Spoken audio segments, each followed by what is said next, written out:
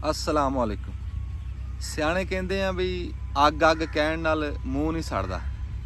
सरकार ने एक नवा नोटिफिकेशन जारी किया, कहते चीला मार दो आ जड़ियाँ उड़ियाँ फिरदियाँ आ मरदार खांदियाँ। अल्लाह जाने सरकार ना की इन्हां दा रौला बनिया भी गल इन्नी वध गई।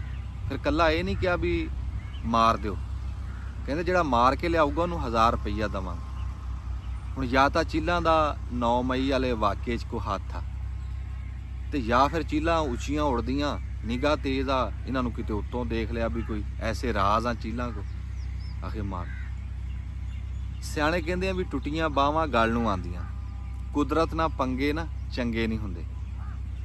बई अगे इन्ने जनौर जिहड़े असीं मका ले, लै खोता ही नहीं हुण लभ्या लभदा, किधर गया? पहला उहदे मगर पे, हुण आखे चीलां मार दो, मार दो। जे चीला मारिया मुल्क सीधा हुंदा ना, मार दो। भी बंदे इत्थे भुख ना मर रहे, महंगाई इन्नी, असी खाद खाद करी जाने हैं, सरकार कहती चीला मार दो। आखे सवाल गंदम जवाब चना।